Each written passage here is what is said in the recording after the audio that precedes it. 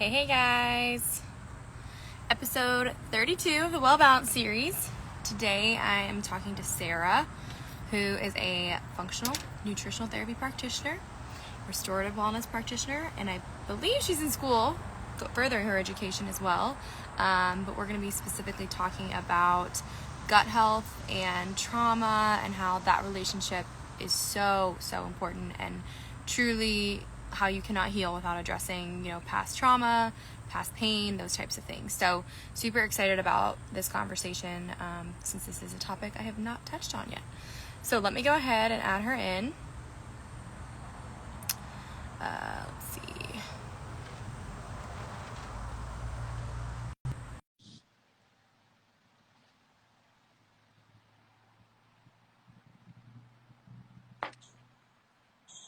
Hello. Hey Sarah, can you hear me okay? Yes, I can. Can you hear me? Yes. Am I like slow? Yeah.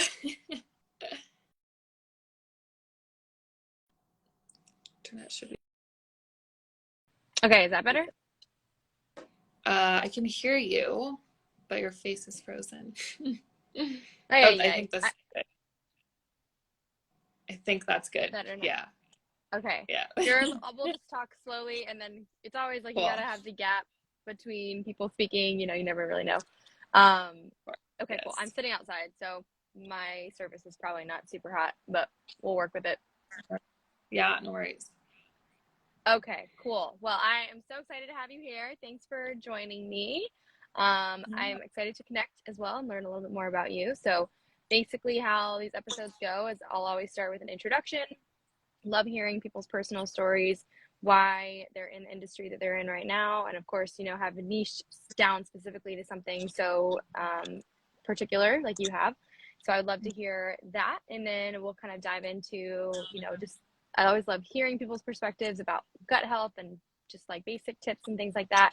But also, I love that you have the trauma part of your practice and would love to dive a little deeper into that, see how people can kind of start addressing those things and how connected it is to total healing.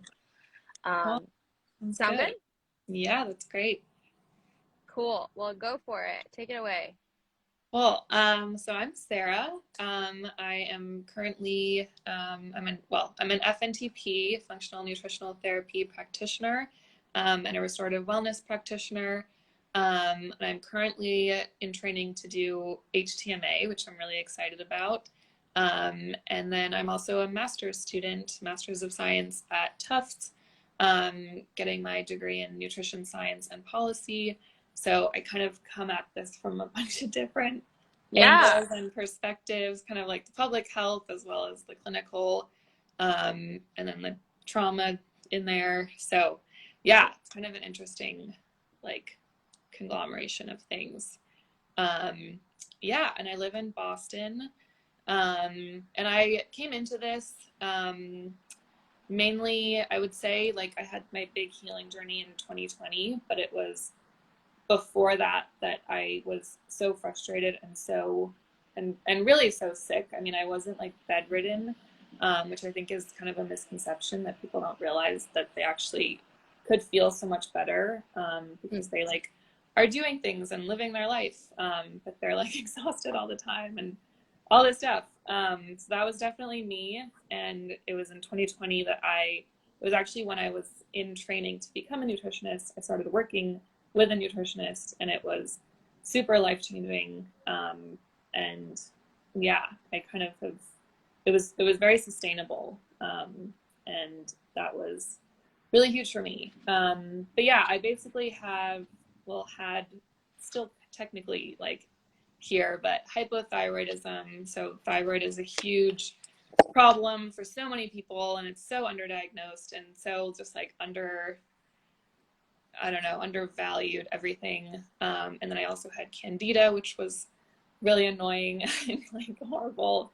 So those two things. So yeah, again, like not hospital ridden or bedridden, but definitely not thriving either. So yeah, once I got to the root cause of my issues, it was super life changing. And I wanted to help other people get there as well. Yeah. I love that. No, yeah, I think that people, I think we live in such a culture that's like, unless you are in a hospital bedridden, Right. then you should start thinking about how Right. to change things. And it's like, no, let's start now. Exactly. Yes, So totally. I love that you took that into your own hands. When did you finish, or like, were you always doing nutrition kind of growing up, or was it something that kind of changed? And when did you kind of start graduating and all that? Yeah, so it was in my life for a while. My grandmother was one of the first, well, I guess I shouldn't say one of the first, I don't really know. One of the first people that I had ever heard of to use nutrition in her cancer healing protocol. Wow. It like totally, it like blew everyone away with how well it worked. And I'm not saying like she ate some broccoli here and there, but I mean, it was a real overhaul, but it was huge. And so that was kind of 11, 12 years old. So I was starting to realize that it was important and starting to be like, wow, if I could do that for something as serious as cancer, like what about my anxiety, my like gut issues and stuff. So yeah, it was definitely in my life. And then college, I wasn't a dietetics major or anything like that. I did international relations, which is kind of funny, but it was through an environmental and food kind of lens. And then after college, well, during college and after college, it really just became like my huge passion. So yeah, definitely a journey. And now I just can't imagine doing and working with anything else. So No, that's awesome. I love yeah. that story about your grandma. How did is she still with us today, or? She is, yes. I think COVID like did another downturn, unfortunately. I just think like I think this is like a real issue. Like I think a lot of elderly people were not taken care of in the way that they were before COVID because you can't go visit them and, have all that Right. interaction and checking up on them and stuff. So that definitely like made things go in the downturn again, unfortunately. But yeah, she's totally still here. And initially, it was like she had very very like little time to live. So the fact that she's still Wow. here is incredible. Yeah. That's amazing. Power of Yeah. food and healing. And there's Yeah. a couple that lives in my area. I'm in Atlanta, and they Mm-hmm. opened their restaurant with all like whole foods and very focused on root cause stuff because they themselves both had cancer and healed through Wow. food as well. And I thought it was super, super awesome. So I'm very frequent visitor for them. Nice. Yeah, that's awesome. That's so cool. So let's switch gears a little bit. So with like your practice in particular and kind of like your focus on gut health, what kind of got you specifically into that realm in particular? Yeah. So I would say one of for the kind of big thing is that I did level 1 of restorative wellness. Mm-hmm. And that was just so amazing. It was one of the best like educational experiences. It was kind of short, but amazing. And so I learned all about the food sensitivity test and the GI map. So just for that, like kind of obvious reason, I work with gut health. But I would say also just, I mean, gut health is kind of the foundation of everything else. So Right. it kind of like, if you're talking about skin health and acne, like you're gonna eventually reach the gut usually in solving that issue. And really any other skin problems. If you are talking about autoimmune conditions, which I also work a lot with, also like you're gonna end up with the gut. So it's kind of this way of going in deep at the beginning and then like so many things like downstream. It's just a very upstream part of the healing process, really. So everything down heal so much if you start with gut health. Yeah, no, I love that. I think that people tend to don't realize like if I work with a gut health practitioner or hormones, like you're Right. gonna all address the same things. Exactly. It's just a matter Exactly. of the Yes. order and the timeline of which that happens. Of course, one may or not be more specialized in another area, which is always helpful. But Totally. but Yeah. majority of people can get about 80% of the way and be pretty good, you know? Yeah. Yeah, exactly. It kind of, it does the most good with the, like, I don't want to say least amount of effort, but like kind of like Yeah. it's versus like doing super extensive hormone testing and like, I don't know, just all this stuff that you can spend literally thousands of dollars on in a healing journey. And sometimes that's good in certain circumstances, but I do think starting with gut health, like, it keeps things focused, and yeah, very upstream just at the beginning. And then of course, like, problems will unfold as you go, and hormone stuff will come up and all sorts of other stuff, but it's just a Right. really good place to start. Yeah. No, I love that. I definitely plan to do the RWP next year, so I'm excited to dive deeper as well. But okay, so let's talk about, like, I guess just like kind of the overall process of digestion, and also the, you know, I think people are like, what is the gut? Do I have to always care for that? You know, is this a one-time thing? Some just context behind that, and then in particular we'll kind of drive into trauma and, you know, past, you know, nervous system dysregulation and how that can be such a big driver in our healing journey. Totally. Yeah. So digestion is, I think we don't think about it very much in our average day, but just having even a really basic understanding of how it works, I think helps you, just like, it just helps it go better, even if you're not doing anything. I think just like having it in your brain, like, is actually really helpful.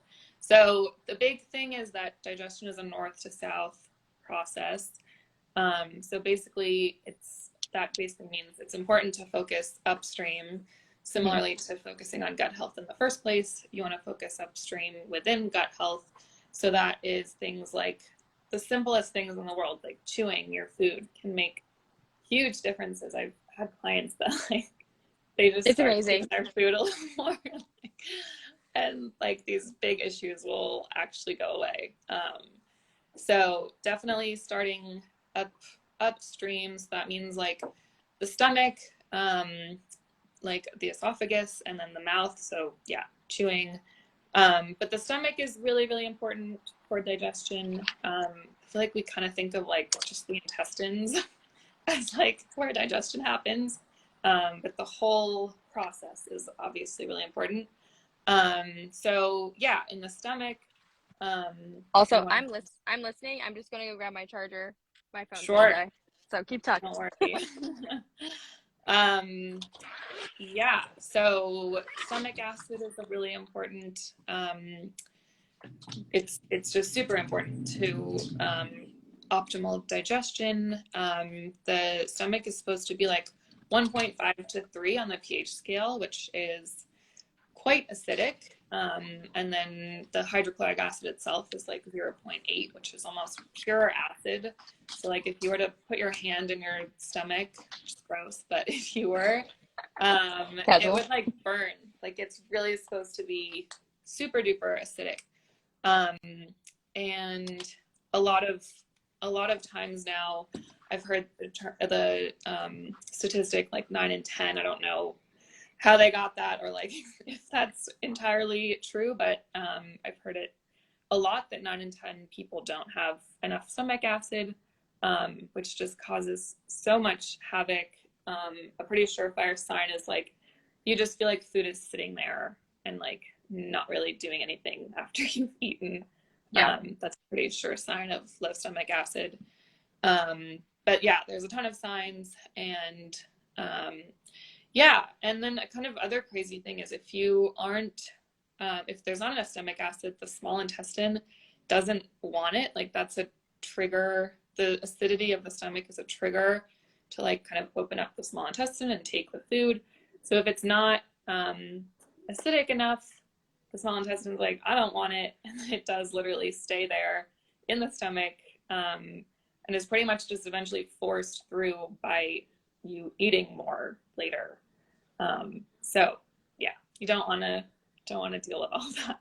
No, that's Yeah. definitely. I feel like the stomach acid is something that everyone can benefit from. So I think it's something I hear very often on the Yeah, gut health calls. totally. Because again, like I think people are, I'm eating all the right foods, I'm doing all the right things, Right. but if you're not absorbing the foods that you're eating, that's a huge thing. So, Totally. um, Right. Exactly. I mean, if you're eating all these great foods, but you don't have enough stomach acid, you might as well like not be eating them. So right. yeah, totally. Someone Really. did ask, how can they add the acid in lemon water before a meal? So do you have any like simple tips people could implement?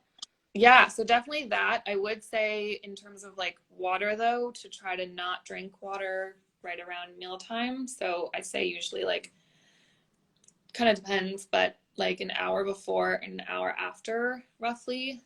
Just Mm-hmm. because if you are drinking water while eating, it's going to further like water down the stomach acid, so it'll be even less potent, I guess.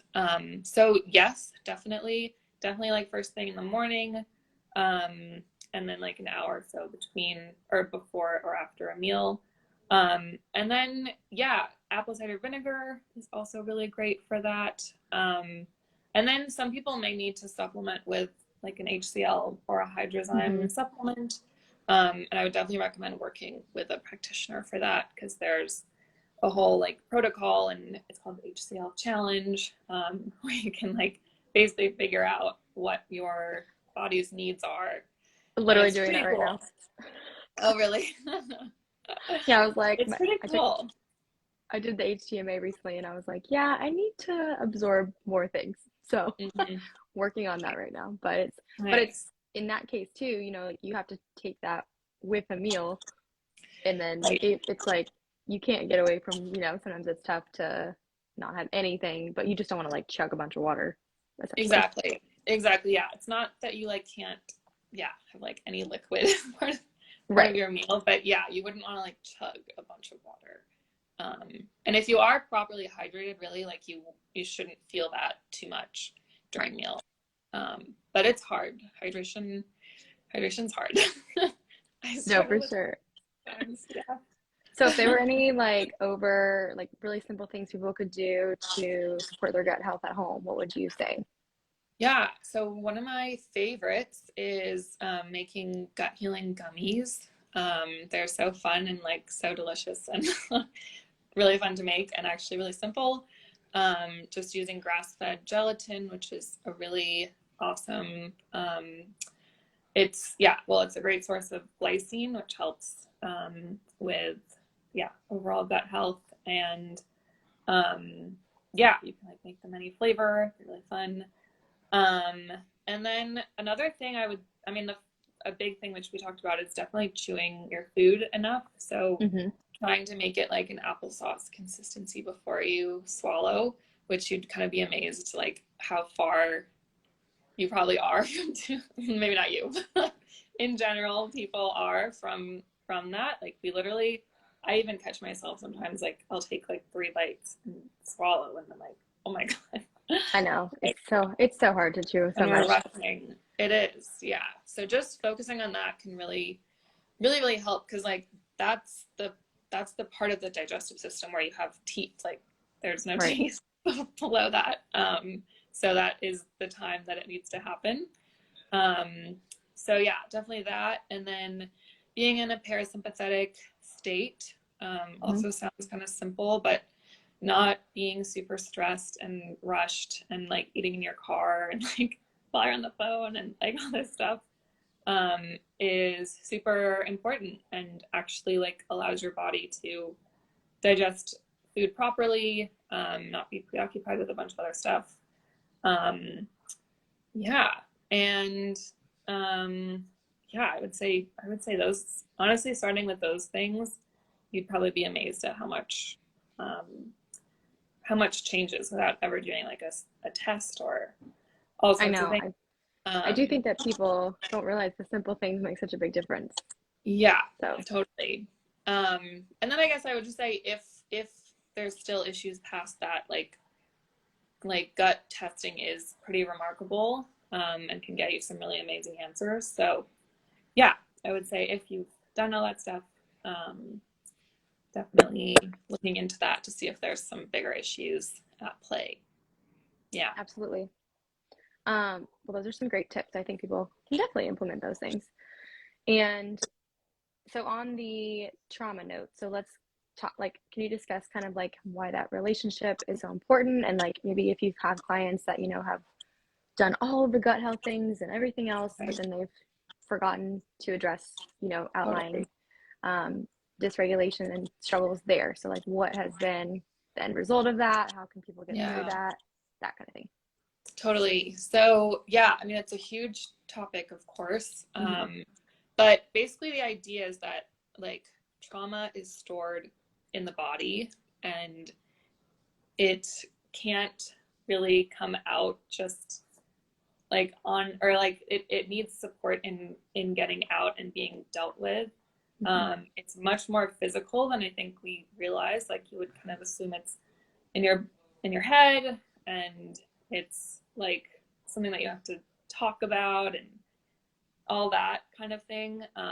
But it really is stored in the body, largely because during a traumatic event, we often don't get to actually fulfill the actions that we want to. So whether that would be like sprinting away or like punching or like screaming, like all this, all the things that you may want to do in a really stressful situation. And I'm not even talking about like in a truly like, where you're literally being harmed, but like, even if you're in like, I don't know, an exam and you're just super overwhelmed, like that kind of thing also, where you just want to like run away in that moment. That also can totally be traumatic. And yeah, I think another kind of misconception is that it is like one person or two people can experience the same thing and like only one is traumatized by it. So it doesn't have to be these like huge, crazy, weather events or like these big domestic violence situations, although obviously those things qualify. But it can be just, something someone said to you, or it can be, sitting in an exam that you're not prepared for, or, getting it, I don't know, it can be really, the point is it can be anything. So I kind of really like to start with that with my clients and let them know, like, you are valid for being traumatized by this thing, even if you don't think that it's like worthy of being traumatized over. So yeah, that's definitely a place that I start. I definitely try to start slow. And I also am not I'm not a psychiatrist. So I also like definitely institute some like boundaries and scope stuff, and make sure that if they are truly if I can tell that they're like truly dysregulated in their nervous system, I would definitely refer out. And yeah, so that's definitely where I start. It's kind of validating and starting that conversation.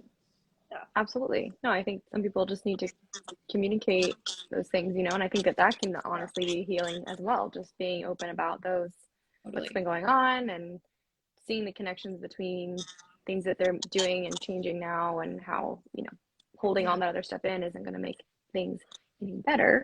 But so if you were working with somebody, for example, and, what exactly are the signs that you kind of look for to refer somebody out, or kind of need to know that you need to dive a little bit deeper in that topic? Yeah. So there's kind of three. Well, yeah, that's a good question. I would say okay, I guess the first thing is that if they don't bring it up on their own, which oftentimes they don't, a lot of times it is seen through our relationship with food. So, which is obviously like what we're talking about, on the first call. Right. So you can definitely tell pretty quickly if someone is like, for example, like when I was young, like it was so important for me to like have this perfect body, because like that's what my mom, usually it's the mom, like said that I had to have, and it just really like wrecked my relationship with food. Like that's a pretty common one. Or it doesn't have to be a mom, it could be a friend or whoever. So that's a pretty sure sign that like there's some trauma and some like underlying negative relationship with food stuff that is now possibly many years later really impacting their health, whether it's they have an eating disorder or, you know, their gut health is just all out of whack because they've never really had a steady, you know, healthy relationship with food. Right. So yeah, I would definitely say that it's a pretty amazing portal into the world of trauma without having to like be like, what are the hardest things that's ever happened to you? Yeah, and then there's just so many like connections with the body feeling safe and the body being well nourished. Like those are just so connected. And so, for example, like intermittent fasting, which could be great for someone, I would never ever recommend that to someone who has a trauma history, just because it kind of puts the body into that like fight or flight mode. And like, where is the next meal going to come from? And then, yeah, another interesting thing is like, if you grew up in poverty, which is absolutely a trauma in its own right, you probably developed a kind of feast or famine mindset around food, and that can also, you know, lead to health issues later on. And there's kind of this idea that like if you have a chronic illness like obesity or you know, cardiovascular disease and diabetes, all these like chronic illnesses, that there's this like direct correlation with food. Like if you have diabetes, it must be because you eat too much sugar and like it's your fault and like all this stuff. And oftentimes behind those are actually it's trauma or like adverse childhood experience or ACEs. And yeah, I think it's just really important to have those conversations that it's not food is huge in chronic illness, but it's not the only factor. And so yeah, I don't work necessarily with like, yeah, again, like the scope thing. Right. But I do work with some of those, and I think just hearing that like this has been forming over a long period of time and possibly is caused from, you know, negative things that happened in your life is really healing to hear, and actually like allows the doors to open to healing. Yeah. No, those are great. I really appreciate that answer. Yeah, and I think that again, people just don't realize how much these things impact their health, you know, and like just their day-to-day activities. And again, like you said, it could be something as small as an exam to something as big as Right. a, you know, terrible car accident or something like that. Yeah. So I think the ability that, you know, we have in this space too, just as the functional side of things, that we're trying to help people open up and get to that root and really address really what's going on, whether it's, you know, something we can support them with or if we have to refer them to somebody else. Right. So Right. to kind of like end on a more positive note, what are some things that people can do at home, or some things that practices that you feel like have really helped people kind of release this trauma, this, you know, the stuff that they're dealing with, and simple Yeah. things that they can do to support both gut health and healing? Totally. Yeah. So, nutritionally, some important things are definitely getting enough healthy fat, because that is just really satiating for the body. It's really nourishing. It lasts a long time in the body, gives you energy for a long time. So that's really important. And then, yeah, another big one is getting enough vitamin D. So whether it's from the sun, if you are outdoors enough, but a lot of times we're not. So usually either a supplement or some other form, making sure that you have enough. Vitamin D is really important, largely because if the body doesn't have enough vitamin D, it kind of goes into this shutdown mode because it doesn't know that the sun is there. And if the sun isn't there, the body is like, am I in a cave? Am I like in some creature's stomach? Like, what's going on? So that's a pretty easy thing that you can do to kind of help the body like kind of come out of that like like shut down state. Yeah, and then also like things like magnesium are super helpful for just reducing anxiety in the meantime. I mentioned eating like not intermittent fasting. So, and again, if that does really work for you, like that's fine. But if it's causing some issues, like it's not absolutely vital for your health, especially as you're overcoming trauma. So eating regular meals and snacks, I think, is super important. Like giving your body fuel regularly so that it doesn't have to rely on stress hormones like cortisol and adrenaline to get through the day, which then kind of just like keeps that trauma cycle going. Yeah, and then kind of like acting out the things, like kind of allowing like your body to participate in and listening to what it actually wants to do. So if it wants to go for a run, like do that, like actually go do it, and picture like running from something or to something, whatever works. And you know, of course, if the body feels like not running, to not force it to go Right. to go running or to go do a crazy workout, if it's like begging for rest. So I would say really the big thing is like, along with intuitive eating, kind of intuitive movement, it's just really like gaining back that relationship with your body, I think which that's awesome. a lot of trauma healing. Yeah. Yeah, no, I think, and again, I think people think, naturally what might come to mind is like journaling, deep breathing, and Totally. obviously those are very helpful. But I think that Yeah.